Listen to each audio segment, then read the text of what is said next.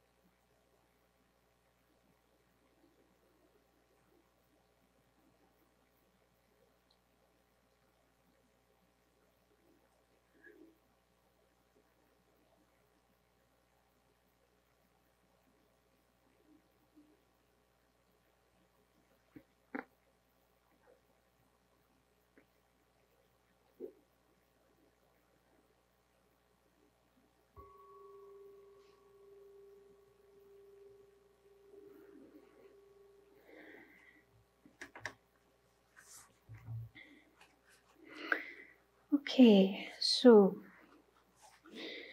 the chapter we're looking at today is chapter 37, and it's quite short. It's just 2 pages and a bit. So I thought to start with just a kind of overview of what's been covered so far in this book. I don't know when it was started, probably a couple of years ago, because if we're doing 1 chapter per month, yeah, so maybe 4 years ago, Venerable started going through this book, 1 chapter a month. And so the book overall is about compassion. It's called An Open-Hearted Life, Transformative Methods for Compassionate Living, from a clinical psychologist and a Buddhist nun. So it's about the topic of compassion, and it's written from mainly these 2 perspectives. Western psychology. Russell Coates is a practitioner of a type of therapy that's based on compassion. It's called compassion-focused therapy, which I think is just wonderful, that they're having therapies based on compassion to help people feel more compassion in their lives. And then the co-author is Venerable Chödrön, the abbess of Sravasti Abbey, who's had, more than 45 years of experience learning Tibetan Buddhism and, of course, practicing it and teaching it. And so these are the 2 main perspectives from which this topic of compassion is dealt with. And this chapter we're looking at today, chapter 37, is the first chapter in a new part of the book, part 4. So prior to this, what was covered in the first 3 parts, so part 1 of the book is called Compassion, what it is, what it isn't, and why it's worth cultivating. So there we learn about what is compassion and what isn't compassion, and the benefits of generating compassion. And then part 2, the building blocks of compassion. So what are some basic tools, abilities, qualities that will help us to have more compassion in our lives, in our relationships, and so on. And then part 3 is cultivating compassion.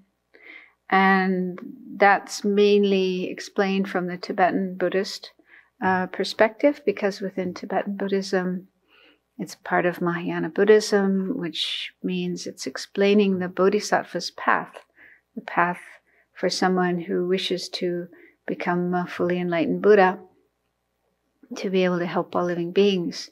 And compassion is one of the most important elements of that path.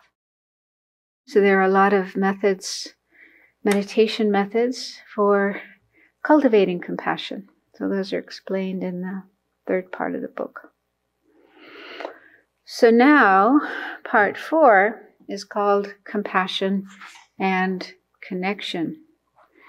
So this part of the book explores the relationship between compassion and how we connect and communicate with others.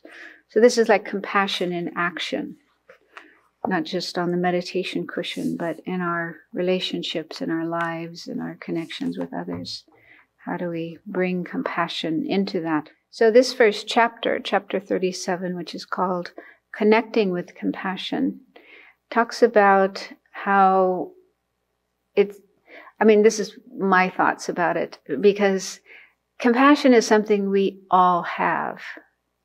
We all have experiences of feeling compassion for others and acting out of compassion for others. When we see someone who's suffering, who is in need, and we respond to that, or even if we can't actually do something, just to feel that we would like to do something, we would like that person suffering to be relieved. So we all feel it in our hearts. It is an experience we all have, at least sometimes. And we've also been the recipient of compassion. We've all had times in our lives when we were suffering, either physically in pain or not feeling well, or mentally, emotionally feeling sad or upset, hurt, frightened, whatever. So we were in a situation of need, and at certain times, maybe not always, but at certain times somebody noticed that and reached out to us and at least tried to take care of our needs and give us comfort and so on. So we've all had, I hope everybody has had those experiences of being on the receiving end of compassion. So that's another way of getting in touch with compassion, feeling compassion by, observing it in others, feeling it in others. So it is an experience we all have, but probably for most of us, it's not there in our mind all the time. And it's even possible we could go stretches of time without feeling compassion. And there could be different reasons for this. Maybe because of too much suffering, if we are feeling unwell, feeling sick, or having a lot of pain, a lot of physical difficulties. Maybe our mind is just so focused on that and, trying to get relief from our own suffering. So we might get out of touch with our compassion. Or mental suffering as well. If we're absorbed in mental suffering and may become depressed and maybe despair. And at those times also, it's possible we might be out of touch with compassion. Or if we pay too much attention to the news, and there's a lot of bad news. And so listening to bad news and not good news, that could also cause us to become, upset and angry and maybe bitter and cynical. And that state of mind could also cause us to lose touch with compassion. And also maybe just apathy and complacency. Yeah, if we just go about our daily life doing the things we have to do in a kind of automatic way and failing to bring compassion up in our hearts for the people around us. And not that we're angry at them or hurtful towards them, but just kind of take them for granted and don't really feel a strong sense of kindness and compassion for them. So that could be another situation where we lose touch with our compassion. So it's important that we try to keep it alive. It's like a little flame a little spark inside of us, and we want to make sure that doesn't go out. Like a pilot light on a stove or a water heater. If it goes out, maybe it's a lot of trouble to get it started again, and you won't be able to cook your food or have your hot shower. So we don't want that pilot light to go out. We want to keep it alive, keep it going, and make sure it's there as much as possible in our lives.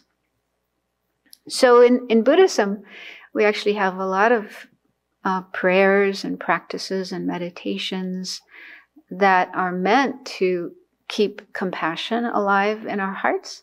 But even there, I know myself, we can sometimes just say the words, but not really think carefully about the meaning of them and not really have the feeling. It becomes like an automatic thing. So maybe we need other things to try to make sure that our compassion stays alive and we don't let our heart get hard and closed. Just last weekend we had a retreat here. Some of the viewers might have joined that.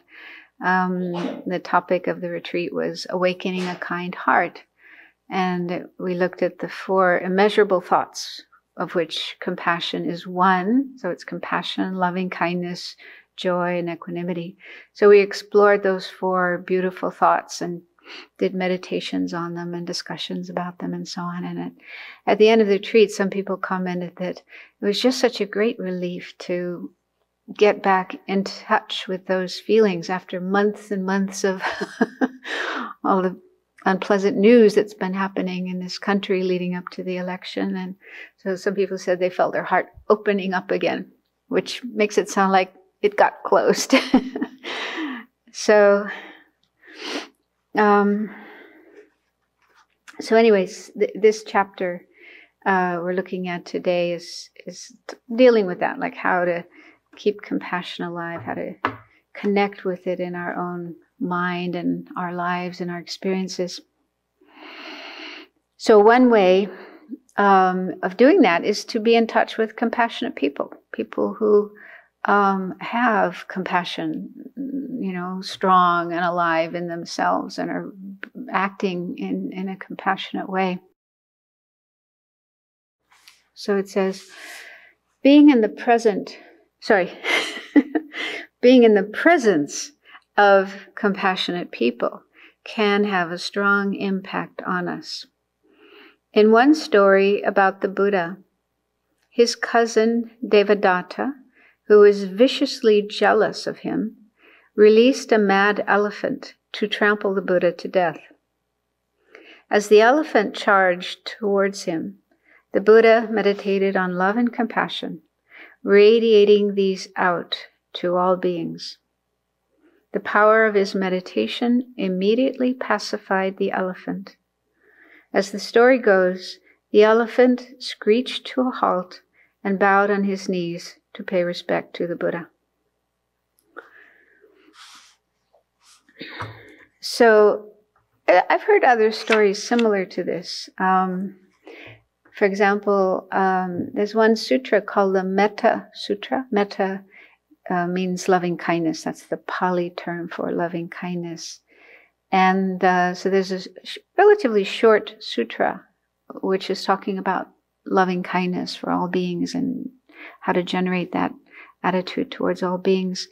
And I heard that the origin of that story was that, the origin of the sutra. At the time of the Buddha, at least in the early days, the Buddha and his followers didn't have buildings to live in. They just lived out in the forest, out in the open, under the trees and so on. And forests in India are not necessarily nice, peaceful, safe places. Even now, there are tigers, there are elephants, there are snakes, sometimes robbers, also ghosts, spirits.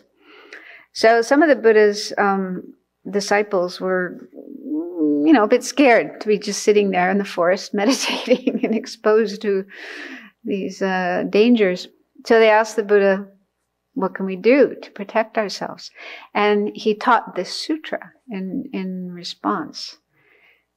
meaning that if we cultivate this state of mind of metta, loving kindness, compassion, I mean, they're quite similar, loving kindness and compassion, and really have those feelings strongly, purely in our heart, that will protect us from harm, from other people, from other beings. And there's stories about that, about how people, protect themselves. I actually heard a story, more contemporary, of a meditator in Thailand, I think a monk, and he was living in a cave. He would stay in a cave and meditate, and he shared the cave with a tiger. And apparently they, lived together quite peacefully. The tiger never harmed him, and I guess he wasn't scared. He probably had strong loving kindness and compassion. And another story was of a Tibetan meditator who lived in the jungle. I don't know where, maybe over in eastern side of India, and just lived in a little bamboo hut. And he had a cobra living under his bed. And I think somebody was visiting him, and noticed this cobra, and the meditator said, "Yeah, it's no problem. There's another one behind the door too." And he wasn't bothered. He wasn't scared. I mean, I don't know if we want to put ourselves in risky situations like that, but I think it just shows the power of those states of mind, the power of compassion and loving kindness. It really can be a protection against harm from other people and other beings who might otherwise do harm to us. Okay, it goes on. We see similar, although less dramatic, events nowadays. Several people who are not Buddhists have told me, children, so this chapter is written by Venerable Children, of their experience attending a public talk by His Holiness the Dalai Lama. As soon as the Dalai Lama entered the auditorium, and before he had even begun his talk, they were overwhelmed with an emotion difficult to describe. Perhaps it was hope, joy, or love, and tears filled their eyes. So I've heard many stories like this as well. I remember once, I think it was in Australia, and a man told me that he had been involved in arranging a visit by the Dalai Lama to Perth in Western Australia. And he'd never met the Dalai Lama.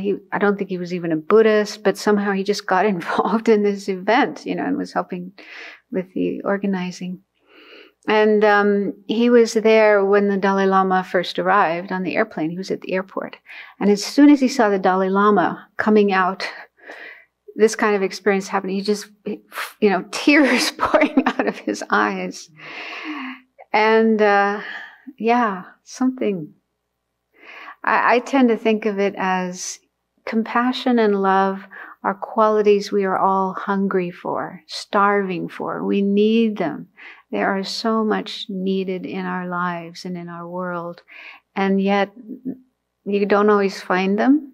Many people are angry. There's a lot of anger. There's a lot of unkindness. Or even if people are not angry and unkind, they're often just closed up, maybe afraid to show that quality of kindness and love and compassion. So I think we have that need there in our heart. And when we see someone like the Dalai Lama, it just goes right to that need and opens up our heart. And this is what I've been looking for so long. So, So these are experiences that can help us make that connection with compassion and realize it is something within us. We do need it out there. We do need to feel it coming from other people, and we need to observe it in other people's actions and behavior.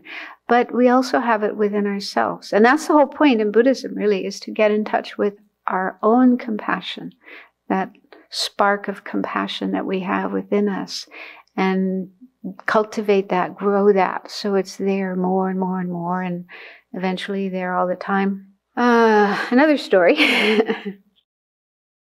Again, this is Venerable Children talking. A dear friend helped to arrange for my 90-year-old father to meet the Dalai Lama, as His Holiness was returning to his hotel room after a talk. My father is not a Buddhist. In fact, he has a scientific approach to life and is not religious even in the faith that he was raised in. The Dalai Lama saw my father and went over to him. They talked for maybe 30 seconds, and then someone snapped a picture of them together, the Dalai Lama's arm around my father. There were tears in my father's eyes. And this reminds me of the last time I saw my father. I'm not sure what year that was, or maybe 2000. And he'd been living in a nursing home as a result of having a series of strokes, each stroke leaving him more and more incapacitated. And finally, he couldn't stay at home anymore. He had to go into a nursing home.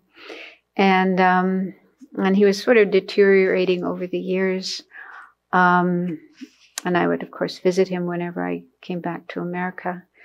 So this last visit, I visited him in the nursing home, and it was not long after a visit by the Dalai Lama to Oregon. I don't know what year that was, but the Dalai Lama came and gave talks in Portland and Eugene. And some of my siblings attended these talks. And so as I was sitting with my father, he just came out with this statement that just amazed me. He said, "Oh, I wish I could have gone to the Dalai Lama's talk." And I was like, what? He's a Catholic. He's been a Catholic all his life. But I mean, through me, of course, he's learned a little bit about Tibetan Buddhism and about different lamas. He did meet Lama Yeshe and probably saw the Dalai Lama on TV and newspapers and so on. But to actually come out and say that he wished he could have gone to the Dalai Lama's teaching, I thought, wow, that's amazing. And then he died not long after that, I guess. So again, I think that's just a sign of the compassion, the kindness, the amazing qualities of the Dalai Lama. They can inspire people, even people who are not necessarily Buddhist. And, it's just obvious. It's just radiating out from him. Another story. My friend Lee was taken to the hospital after spending the night on a rock ledge following a rock climbing accident. As he described it, the accident and subsequent hospitalization were like being in hell. His wife brought in a picture of the Dalai Lama to hang in his little curtained-off space in the hospital.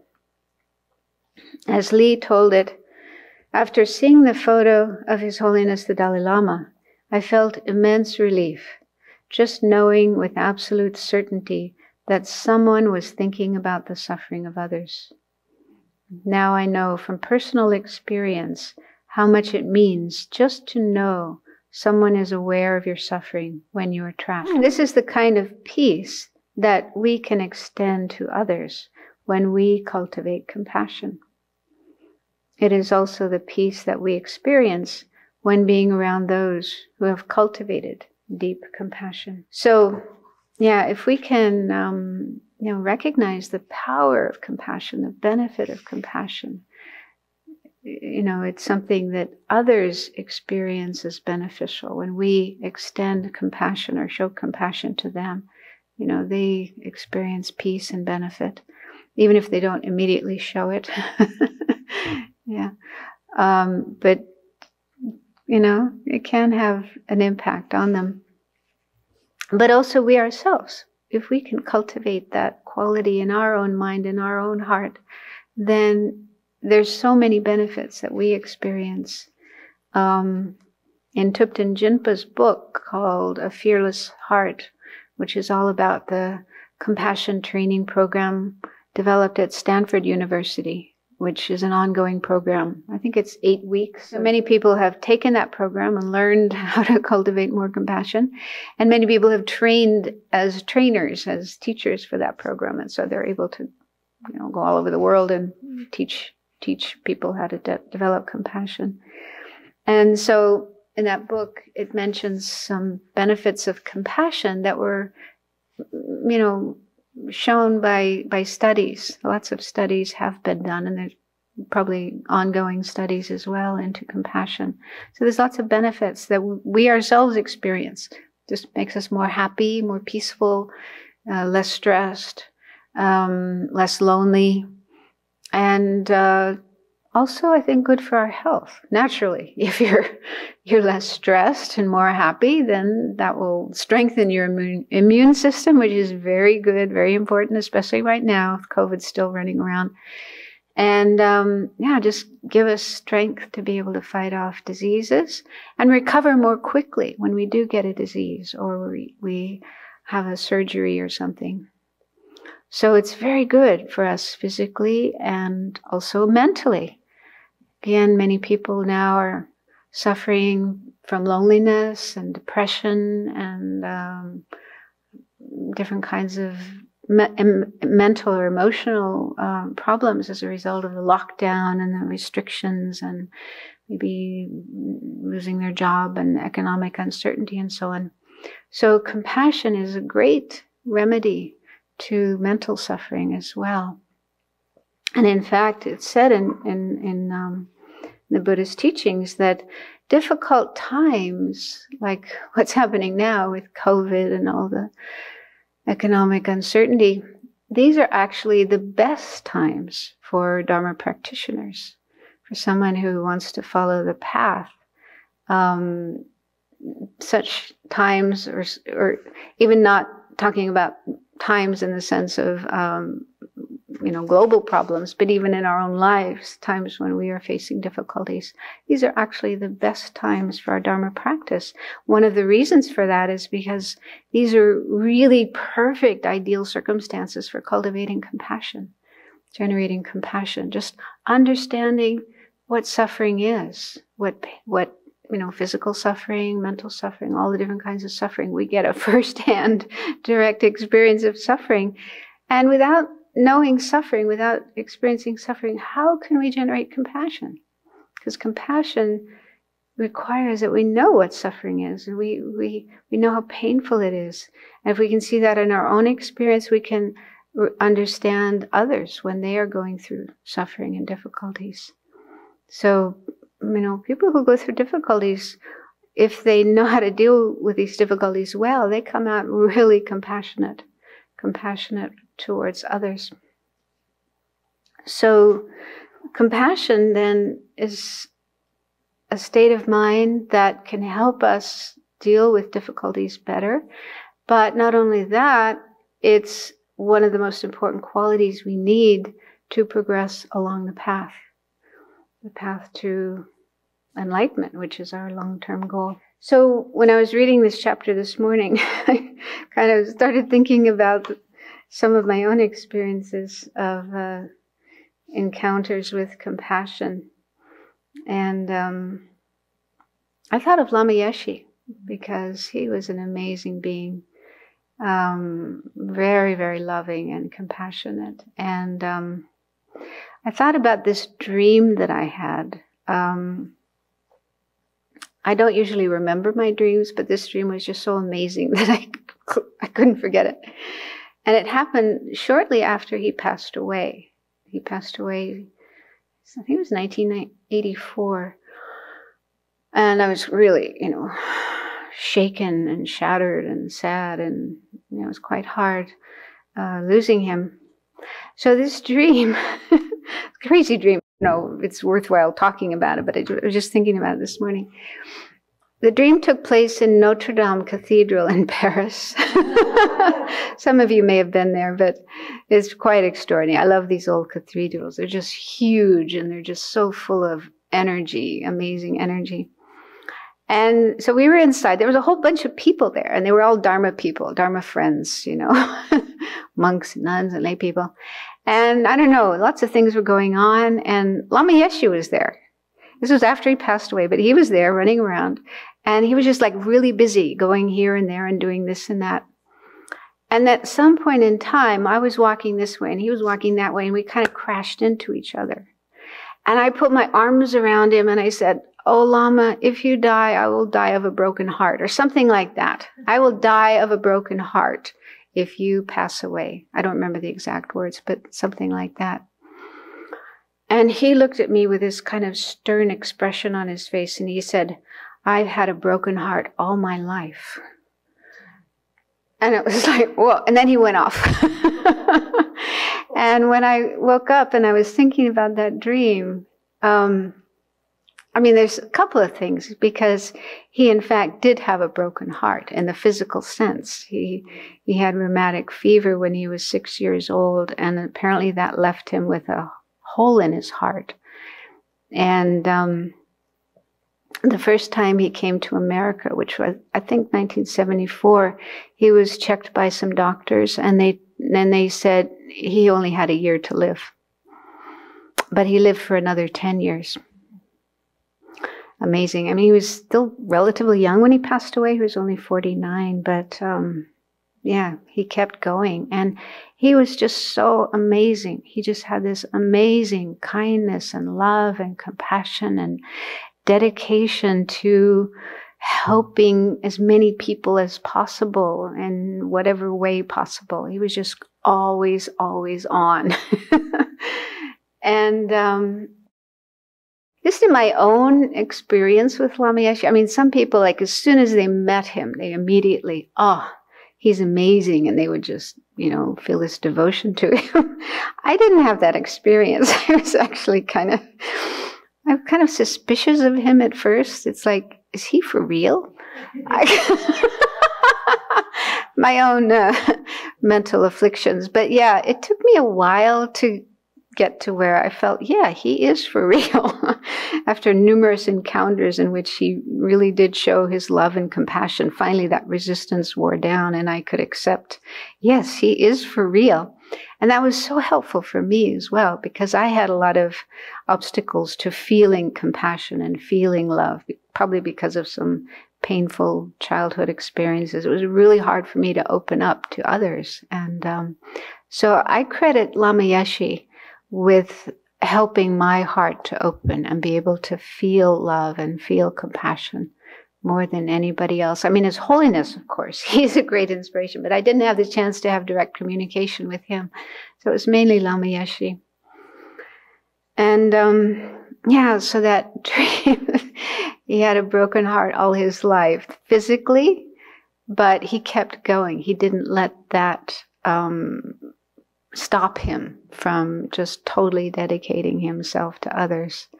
But then this other meaning of broken heart, the usual meaning of broken heart is, if you fall in love with somebody and you have all these hopes and dreams and wishes and expectations, and then they let you down, they hurt you, they reject you, they run away with somebody else or whatever. That's when we usually talk about broken heart. I'm sure everybody's had those kinds of experiences of a broken heart.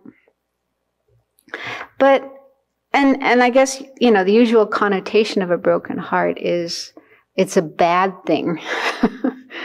Yeah, nobody wants to go through that kind of pain. But on the other hand, having a broken heart gives you a chance to experience suffering that you may not have experienced before. And that can open your heart. That can, the idea of breaking is opening up. So having a broken heart can be something beneficial for you to understand pain and suffering. And then that way you can have compassion, understand the suffering of others and have compassion for them. Because if your whole life everything is going well, you never have problems and everything's smooth and easy, then it's very hard to have compassion. It's not necessarily a bad thing to have a broken heart, whether you're talking about it in a physical sense or you're talking about it in the emotional sense. Yeah, And also, yeah, that whole experience, it was very painful. Like losing Lama Yeshe was extremely difficult and painful, but I also felt it was very beneficial. It really helped me to grow up. I felt like almost overnight I became a much more mature person because, yeah, when it happened, I was living at Dorje Pamo monastery in France, where along with Venerable children and some other nuns, and yeah, I was really, really upset. But the resident Lama said, let's get together and do the Lama Chupa practice. So we all went into the Gompa and did Lama Chupa. And that was really helpful. Instead of just sitting in our rooms crying, you know, come together and do prayers and just express our appreciation for our precious spiritual teachers. So that helped me to calm down. And then after that, I happened to meet one of the other nuns who, yeah, she was younger in years in ordination than me, and I don't think she'd had much experience, maybe only one meeting with Lama Yeshe, and she was really overcome with sadness and grief and so on and so forth. So I, you know, talked to her and tried to comfort her, but that encounter gave me a sense that I was incredibly fortunate that I had 10 years from the time I first met Lama Yeshe until he passed away. I had 10 years of Lama Yeshe, not that I was with him all the time, but, you know, 10 years of, you know, getting teachings from him and meeting him and this and that. And then so many other people didn't have such a long time. And then once he's gone, nobody would be able to meet him again, to have that physical contact. So I just thought, I'm really, really fortunate. And I want to do something with this experience that I've had. Having had those 10 years of learning from Lama Yeshe, I really want to keep that in my heart and share that with others. So it gave me a sense of responsibility, of carrying what I had learned and experienced with my encounters with Lama Yeshe into my interactions with others. So that helped me get out of my grief, my self-pity, and feel a sense of responsibility. And also just the fact that he passed away, that was such a huge shock. And I'm kind of shocked that I was shocked because, you know, after all the time of hearing about death, you know, that was actually one of my favorite meditations, the 9-point death meditation. I did it again and again and again. Yes, death is definite, and the time of death is indefinite, and we got to prepare for death by practicing Dharma. So I was really familiar with that, but I never extended it to my teachers. You know, I never kind of thought, well, they're going to die too. Well, it's not really talked about. You know, that's not part of the teaching. They talk about everybody else, your parents and your grandparents and your friends are all going to die, but they never mention teachers. And somehow I just had this feeling, even though we knew Lama Yeshe had this heart problem and, you know, wasn't well, but somehow I thought, no, he's not going to die. He's just too alive and too full of energy, and he's just going to keep going forever. Somehow I had that crazy idea. So it was such a shock when he finally did pass away. So again, that was like, wow, death really does happen, and I really got to get, you know, get serious about practice. So, yeah, so both during his life and his passing away, had a very, very profound and beneficial experience on me.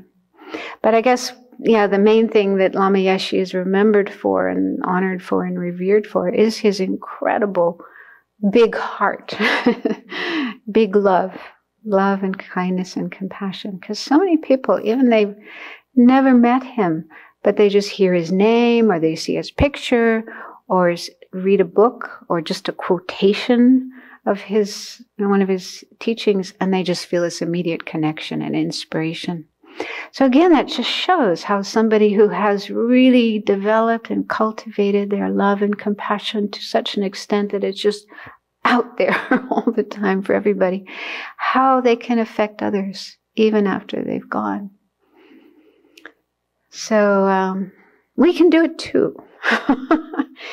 Yeah, we're so fortunate that we had the chance to meet such people and learn from them, and we're interested in practicing these teachings, so we too can become an inspiration to others and beneficial to others. It does take time, of course. We do have to put energy into working on cultivating our compassion, but it's definitely doable, not impossible. Okay, so just the last part here is the reflection. Okay, so the reflection is called Compassionate Inspiration. Reflecting on people or ideas that we find inspiring can fuel our compassion for others. Bring to mind an individual, perhaps a teacher, spiritual figure, historical figure, or a pet that exhibits pure kindness. Your source of inspiration could be a poem, song, phrase, mantra, or syllable. I think nature is also a very powerful teacher or inspiration for kindness and compassion. So for each person, each person will have their own ways of connecting with compassion. You may also be inspired by an idea, such as imagining world peace or envisioning a world free of hunger. Think of ways to build this reminder into your life to provide inspiration when you most need it. You may want to post a picture of your inspirational figure on your desk at work, or print out the poem or phrase, tape it to a place where you'll see it in the morning when you get up, or make it the screensaver on your computer screen. The key is to consider what things will inspire you to connect with your compassionate aspirations and to find ways to bring these inspiring reminders into your daily life. Questions? Okay. Someone is asking, is the loving kindness in someone's mind an actual energy that can be felt by others? What is going on in the mind of the person who perceives the compassion and love? How is it being perceived? So the first part, is loving kindness an energy that can be felt by others? And the second part was? So what's going on inside the mind of the person who is perceiving the love the from person others? Who's receiving it, and not the person who's sending it. What's going on in their mind? I don't know.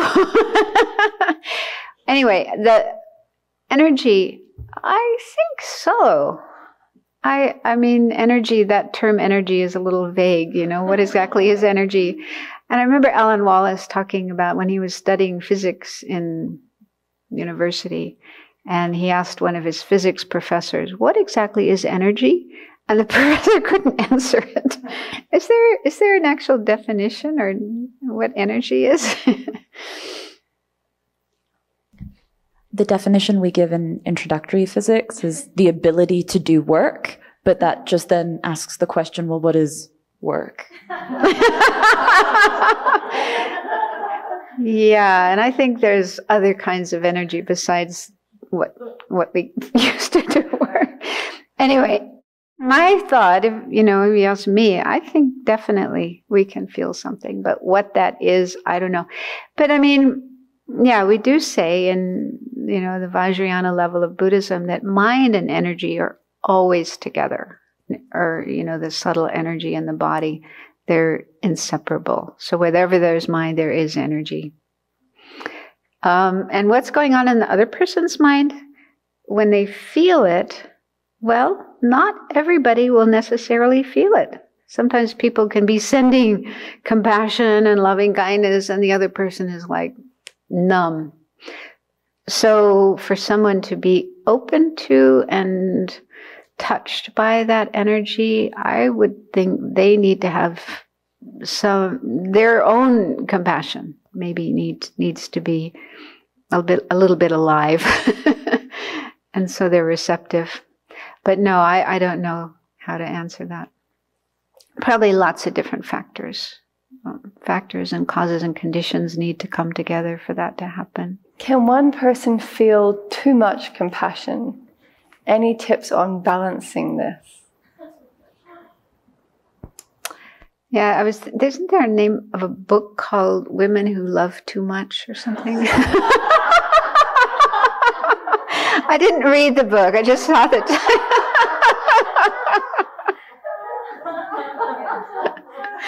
But that's talking about something else. I don't think there can ever be too much compassion. In the Buddhist sense, because I was just thinking this morning about Dharmakirti and Dharmakirti's Pramanavartika, and how he talks about the great compassion of a Buddha, and how the Buddha, for many, many, many lifetimes, cultivated his compassion, made his mind familiar with compassion more and more and more. And in that way, it grew and grew and grew and got bigger and bigger and greater and better and better. And he even used the term infinite, that compassion can be cultivated infinitely. Now, a physicist might, what does that mean? Infinite compassion? But, that is the ideal. Infinite in the sense that it reaches everybody, every single living being in the universe, and it's there all the time. So maybe that's the meaning of infinite compassion. So from that point of view, I don't think there can never be too much compassion, but if the compassion is not tempered with wisdom, we were talking about that last weekend, that sometimes we have compassion and we want to help, but if we don't have wisdom, or at least intelligence, knowing how to help, what you can do, what you can't do, sometimes people can have unrealistic expectations of their ability to help others. And if those don't work, then they can get frustrated, burnout or compassion fatigue. And but I think that, that's, compassion that's not completely mixed with wisdom, but maybe mixed with ego, mixed with other things that need to be cleared up. So ideal compassion, pure compassion, as we talk about in Buddhism, which is balanced with wisdom, that can never be too much. Never too much of that. But it takes time. And I think this book is really excellent to learn about what compassion is, how to develop it, how to keep it healthy and balanced, and not end up with burnout or compassion fatigue. Another one? Okay. Is it possible to have compassion for people who try to hurt you? Oh, sure. It's not easy. But for sure, that's part of Buddhism, is to have compassion for everybody, even those who have hurt us or try to hurt us or want to hurt us. It's difficult, but there are ways of doing it. One of the best ways is to understand when people do hurtful things, they are suffering.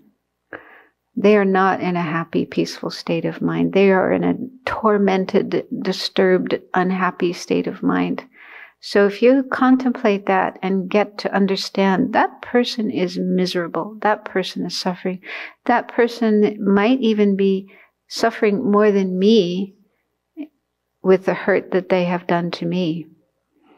Yeah, my suffering might be less than their suffering. So that may take a while to understand, but if you understand that, that's one of the best ways of opening up your heart and feeling compassion for them. Understanding how they are suffering, and as a result of their actions, their hurtful actions, they'll probably suffer even more in the future. And is that what you want? You really want that person to suffer? So just contemplating those things can help. But it does take time. And it also, when doing this, you shouldn't ignore your own need for healing.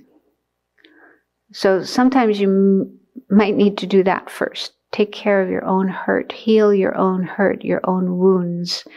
And when your own wounds or hurt feelings are healed to a certain extent, then you can start working on compassion. But that isn't necessarily the first thing you should do, unless you're very familiar with compassion. But yeah, we do need to have compassion for ourselves as well, and take care of ourselves as well as care for others. So stop. So we'll dedicate the merit, the positive energy of what we have done this morning for the benefit of all living beings.